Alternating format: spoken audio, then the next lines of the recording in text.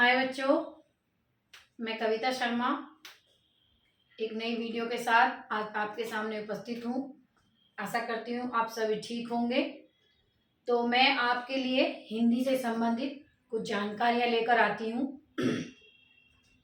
कुछ छोटे छोटे टॉपिक हैं जो मैं आपको समझाने की कोशिश करती हूँ। तो मैंने और भी वीडियो बनाई है हिंदी से संबंधित, व्याकरण से संबंधित। व्याकरण है उसके बारे में मैंने बताया है। और आप मेरी वीडियो, हमारा चैनल है एड्यूपाथ शिक्षा की पाठशाला, आप वहां जाकर वो चेकआउट कर सकते हैं, देख सकते हैं आप मेरी वीडियो। मैंने इससे पहली वीडियो में कुछ जानकारियां दी हैं व्याकरण के बारे में, वर्णों के, शब्द के, उनके भेद, उनकी डेफिनेशन, उनके उदाहरण, सारी चीज मैंने उनमें क्लियर कर दी है। तो आप जाकर देख सकते हैं। तो बेटा आज का मेरा टॉपिक है संधि। आज मैं आपको संधि के बारे में बताऊंगी बेटा। संधि, संधि का अर्थ है, संधि का मतलब है मिल जाना, किसी को भी एक साथ कर देना। संधि का अर्थ क्या है? किसी को भी एक साथ, जैसे ये अलग अलग हैं लेकिन मैंने इन्हें एक साथ जोड़ दिया तो ये हो गई संधि। इन दोनों की क्या हो गई? संधि हो गई। तो संधि का अर्थ हो जाता है मेल कर देना या जोड़ देना। समझ में आया बेटा? संधि का अर्थ क्या होता है? मेल होना या जोड़ना, किसी भी चीज को जोड़ देना ही संधि कहलाता है। अब आती है संधि की परिभाषा। संधि की परिभाषा पेपर में क्वेश्चन आता है कि संधि की परिभाषा या संधि किसे कहते हैं, संधि की परिभाषा दीजिए। तो दो वर्णों के, वर्ण आप जानते हैं, वर्ण के बारे में मैंने पढ़ाया है। वर्ण, दो वर्णों के आपसी मेल से जो परिवर्तन होता है उसे संधि कहते हैं। देखिए बेटा, दो वर्ण है, ऐसे देखिए ये वर्ण है और ये वर्ण है। जब ये दोनों वर्ण एक साथ हो जाएंगे तो इनमें परिवर्तन हो जाएगा। परिवर्तन क्या हुआ?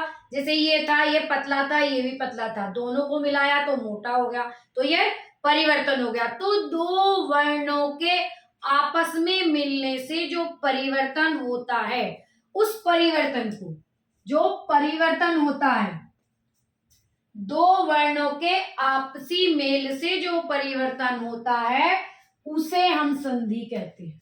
क्या कहते हैं बेटा? संधि कहते हैं। उदाहरण में देखेंगे देव प्लस आलय। अब देखिए दो वर्ण वो होते क्या है, अब वो चीज देखेंगे कि वो दो वर्ण कौन कौन से हैं। ये तो हमारा प्रथम वर्ण हो गया और ये हमारा दूसरा वर्ण हो गया। ठीक है बेटा, ये पहला वर्ण और ये दूसरा वर्ण। तो मेल संधि क्या होती है?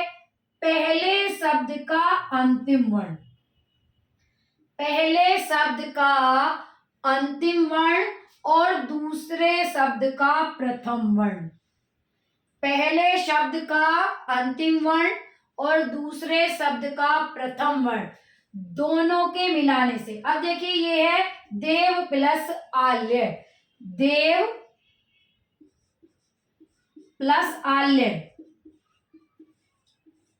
ठीक है बेटा, तो देव, दे ए व, ए की आवाज आएगी यहां, जो साउंड आपको सुनाई देगा जब आप बोलोगे, जब देव का उच्चारण करोगे तो वा के बाद आपके मुख से आ की आवाज आएगी।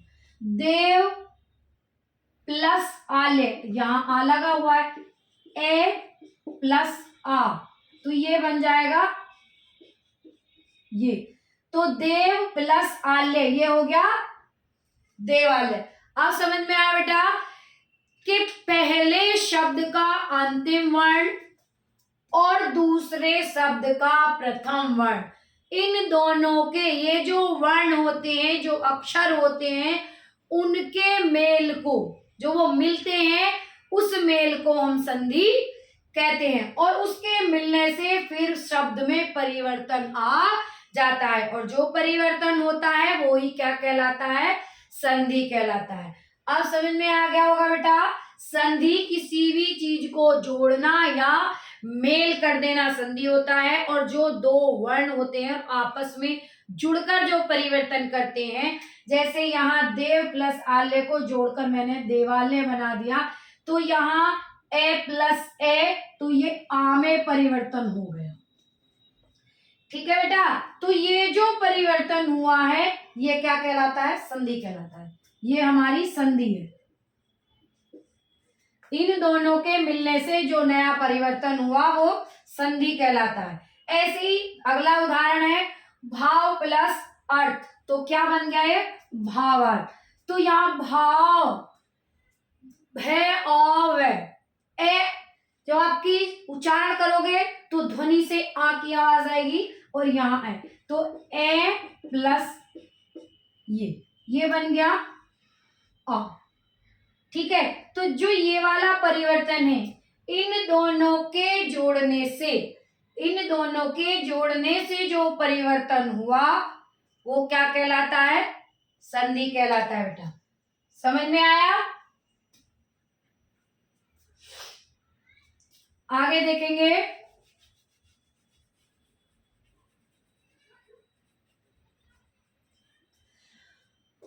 अब देखिए क्लियर हो गया संधि किसे कहते हैं और संधि की परिभाषा।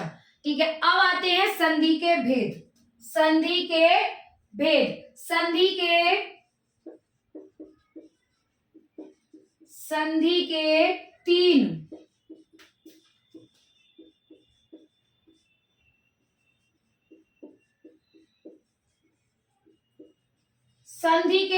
तीन भेद होते हैं बेटा। संधि के तीन भेद होते हैं। अब यहाँ देखिए आपको दो क्वेश्चन पहले क्लियर हो गए कि संधि का अर्थ क्या है, मेल या जोड़ को हम संधि कहते हैं, और पूछा जाता है संधि की परिभाषा क्या है।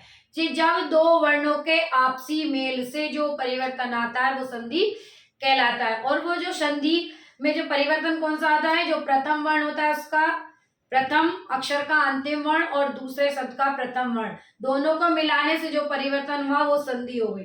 अब आता है संधि के भेद। संधि के तीन भेद होते हैं बेटा। संधि के तीन भेद होते हैं। स्वर संधि,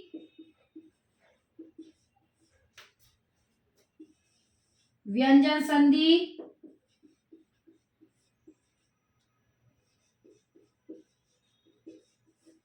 स्वर संधि, व्यंजन संधि और विसर्ग संधि।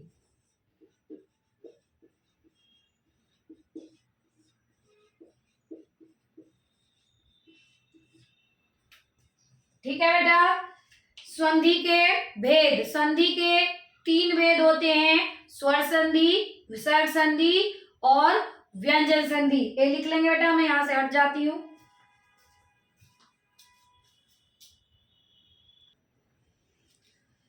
लिख लिया होगा बेटा। देखिए मैंने बताया संधि के तीन भेद होते हैं, स्वर संधि, व्यंजन संधि और विसर्ग संधि। ठीक है,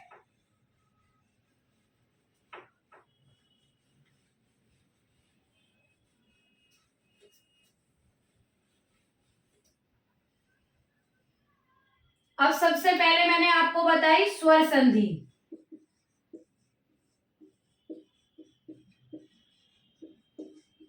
स्वर संधि, अब स्वर संधि किसे कहते हैं? अब एक फिर नया क्वेश्चन हो जाता है कि स्वर संधि किसे कहते हैं।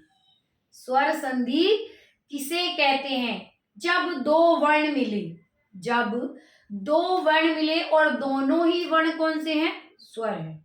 स्वर तो आपको आते ही हैं। स्वर कौन कौन से होते हैं? 11 स्वर होते हैं बेटा। और जब स्वर से स्वर के मेल को, स्वर से स्वर के मेल को स्वर संधि,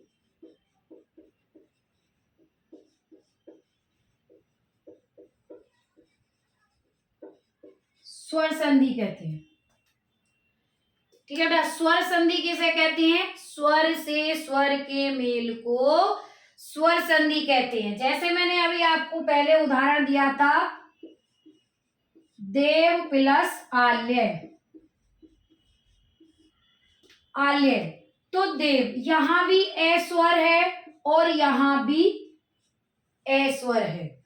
ये भी स्वर है और ये भी स्वर है और दोनों ही स्वर हैं और मिलने के बाद ही स्वर ही आता है।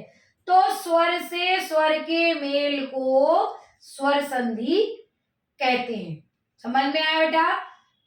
अगर आपसे पूछा जाता है स्वर संधि किसे कहते हैं, तो स्वर से स्वर के मेल को ही स्वर संधि कहा जाता है। देव प्लस आल्य में ये आ और आ दोनों ही स्वर हैं, तो इनके मिलने से भी स्वर ही आया है। तो यहाँ स्वर से स्वर का मेल हुआ है, तो ये हो गई आपकी स्वर संधि।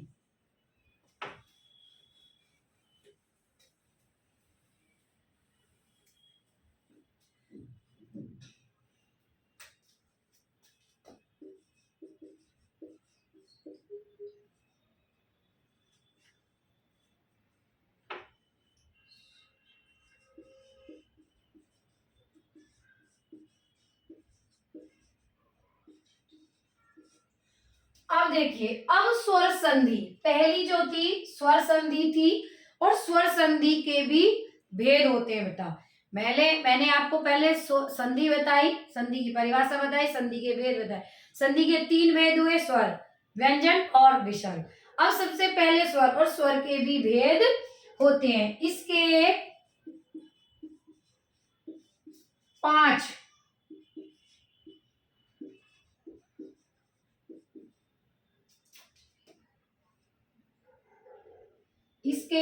भेद होते हैं।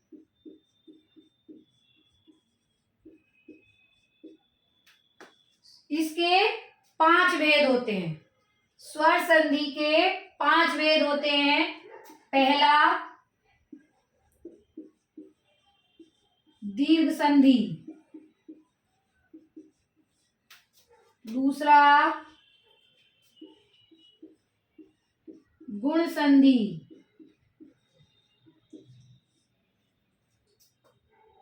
तीसरा यण संधि,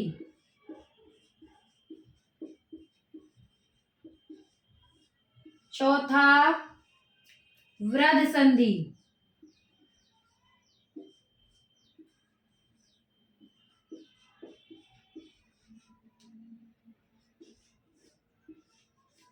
वृद्ध संधि, और 5वां अयाधि संधि।